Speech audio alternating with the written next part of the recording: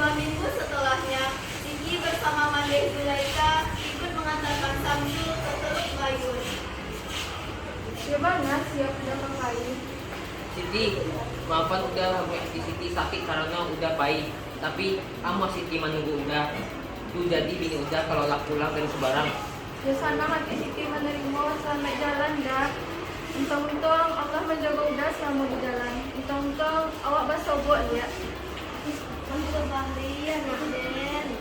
Yo Mande, Ingatlah, Waang ke tanah Sebarang untuk beraja.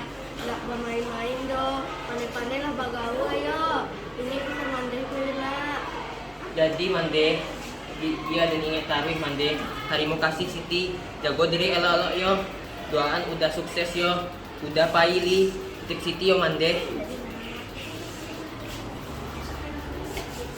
Tak terbayangkan betapa sedihnya saat Samsul Bahri harus meninggalkan Siti. Air matanya membasahi pipi saat melepas kepergian Samsul di Teluk Bayur. Di sisi lain, Datuk Maringgi sangatlah gundah. Ia iri hati terhadap Bundo Aminah karena bisnisnya yang maju. Ia menganggap Bundo Aminah sebagai saingannya, sehingga timbullah niat jahat untuk menjatuhkan Bundo Aminah dengan berbagai cara. Dia tidak suka menulis saung itu sukses. Semakin lama saung itu semakin maju. Harus dan jatuhan saung. Yo, betul. Baiklah kalian kakak daya minah telah. Mangga kami kasih tu Datuk. Barang di kalian itu nak seketek doh. Ma bisa kami mambek barang-barang tu. Ada ndak menyuruh kalian mancilok doh. Maka sampai hamui kalian itu, jangan sampai ada nanti susu. Siap tu, kalian adu domba lah orang supaya nak mah kepada Siap Datuk. Sabalunnya lo bana jatuh, ada ndak kapueh doh. Pakailah putih dan sebanyak mungkin. Bayarlah orang kepada. Jadi Datuk, secapeknya pasti kami kerja. Jangan ikut. Ngambuna orang saya kami kerja untuk dapat.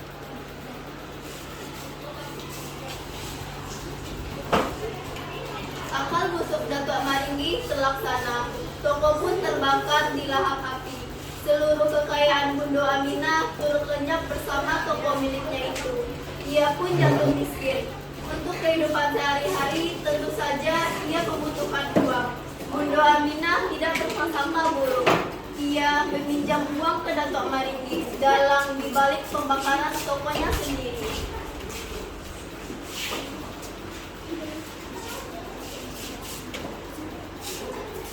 Assalamualaikum. Salam.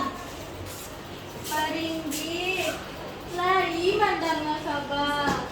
Sade hambo, labi tabaka, hamui sadonu. Kade dan tingiko bisa dikecaan bangkut. Lari kuliah dan majalah pipi, agak sakit no. Untuk makan anak dan biaya sekolah no. Iya. Tapi babu monyo, aduh jaminannya layam wah.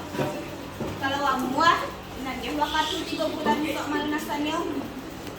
Kalau soal bunga, nggak ada. Kalau misalnya jaminan, dia tak bisa membayarnya kini ledo. Harato dia lagi. Tuh tenang sih. Pakailah putih dan sebanyak yang dulu. Jaminan tuh bisa diatur kalau usaha dulu lah kakak. Baannya. Jadilah sepakai yo. Aku pulang dulu ya Datuk. Terima kasih. Setelah 3 bulan berlalu, Datuk Maringgi akhirnya datang pada Bundo Aminah untuk menagih hutangnya yang belum terbayar. Pikiran licik Datuk Maringgi muncul lagi. Datuk Maringgi ingin menjadikan Siti Nurbaya sebagai istri mudanya kalau Bundo tak sanggup untuk membayar seluruh hutangnya. Tiba-tiba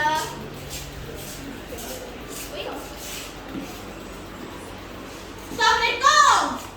Waalaikumsalam. Mau kau mereka minta utang.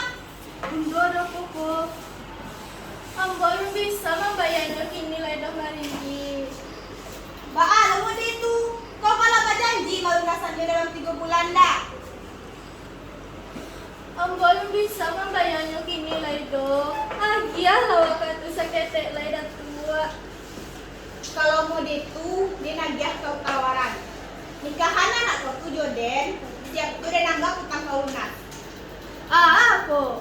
Tak mungkin adiknya dah mau menikah juga tua babi banyak mau diangkut. Ambo nak bisa maya anak-anak dan kadang kuat doh. Lagipun, inilah punya calon lo. Samsul Bahri namanya. Kalau kau nak bisa, rumah kau jadi sisi Jo dan Sita. Siap tuh dan laporan kau ke polisi. Dia masuk penjara. Datuk Maringgi pulang dengan bangganya dari kediaman Bundo. Namun di rumah Siti terjadi perdebatan antara Bundo, Rosalina, dan Siti Nurbaya. Nggak tahu dulu tua, lah tua masih ngiyolu menikah jadi aden. Allah, nak. Buat tanya mana kak Siti itu dulu. Siti! Kamarilah nak! Ya bunda, ada apa? Kami minta tolong kakak. Demi hidup waktu. Lah iya moh nak. Mau Siti bisa. Siti pasti amboh bunda. Menikahlah jadi tak menikah. Apa? Tapi Dena punya calon. Samsul Bahri namanya. Kurang mendengar sayangi dan sampai itu. Oh, tapi apa bisa lunas kalau Dena mau menikah dengan Bunda? Iya nak, tapi sadonyo ko sasara dek kausenyo. Kok ya sama? Oke, ada punya pilihan nih. Ada nanti aku menjadi sesona loh. Jadi ada satu dua menikah sini. Terima kasih nak. Sama-sama Bunda. Setelah melangsungkan pernikahan dengan Datuk Maringgi, kehidupan Siti Nurbaya tidaklah bahagia karena ia selalu diperlakukan dengan kasar. Siti mengabarkan keputusannya itu kepada Samsul Bahri melalui sebuah surat. Dikirimlah surat itu kepada Samsul Bahri yang sedang berada di Jakarta. Samsul Bahri pun pulang karena berkesempatan libur dan melepas rindu dengan seluruh keluarganya.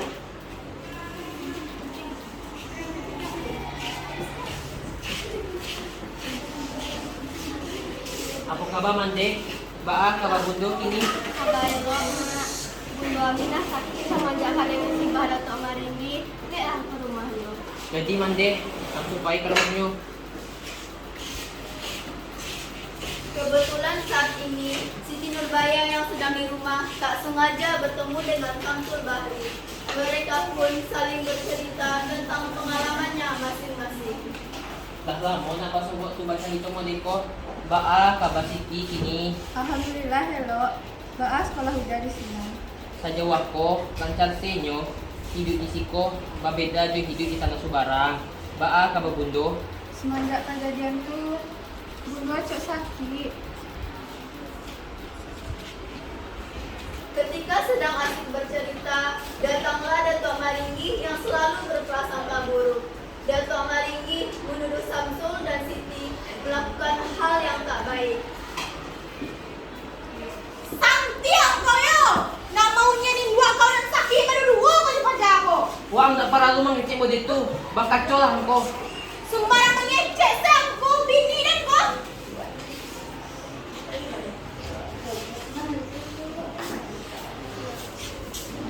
Aduh apa kok? Bunda!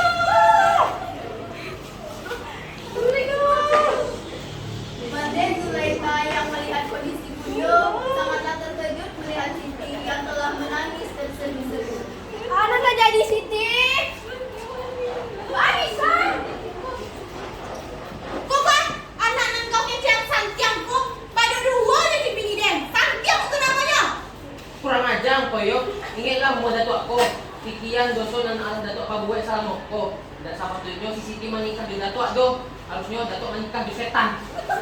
Dia macam ikut pada dapat sama sekolah kau. Salah ada bisa dimaafkan doi koi bagi keluarga wa. Baiklah ada si kau anak dan do. Mande Zulaika yang malu atas perbuatan yang dituduh yang dituduhkan pada anaknya, sehingganya ia mengusir Samsul Bahri dan Samsul harus kembali ke Jakarta. Siti Nurbaya bermaksud dengan menyusul Samsul ke Jakarta. Namun, karena kecerdikan Datuk Maringgi, ia bisa tahu maksud Siti dan menggagalkannya.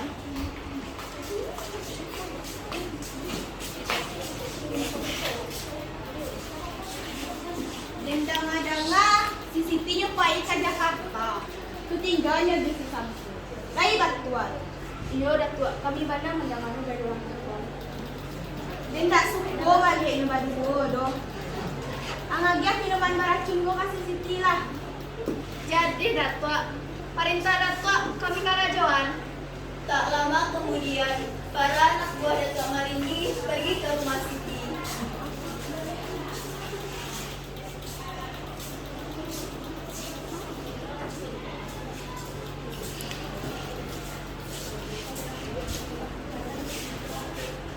Siti, kemari ya kau. Iya Datuk. Datuk Maringgi makin bongkok kau. Jadi dikau bingung. Lagi dan lagi, rencana Datuk Maringgi berhasil. Siti Nurbaya meninggal karena keracunan. Berita kematiannya disampaikan kepada Samsul Bahri yang membuatnya sangat terpukul. 10 tahun berlalu, Samsul Bahri kini menjadi serdadu kompeni dengan pangkat letnan.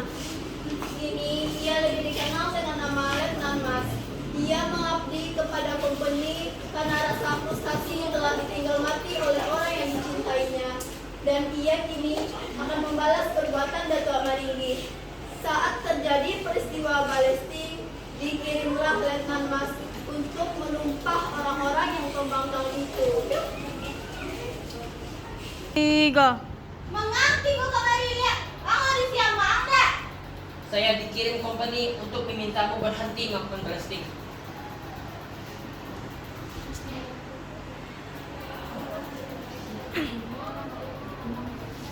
Bandu ko na bisa. Mengerti kok kemari lihat. Kamu di siapa anda?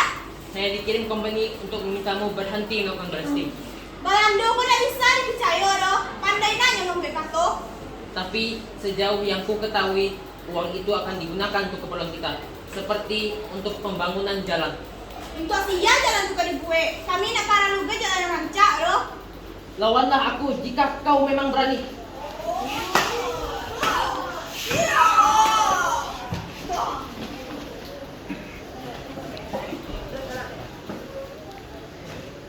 Terjadilah pertarungan 1 lawan 1 antara Letnan Mas dengan Datuk Maringgi. Akhir cerita, Letnan Mas yang tak lain adalah Samsul Bahri tewas di ujung pedang Datuk Maringgi bersamaan dengan Datuk Maringgi yang mati karena tertembak oleh Letnan Mas. Sungguh tragis cerita ini, di mana semua orang terkasih telah meninggal karena hati yang kotor dan otak yang licik Datuk Maringgi. Kisah 2 remaja yang saling mencintai namun terpisahkan, yang kemudian disatukan kembali dengan alam surga nan jauh di sana, dan mereka abadi selamanya.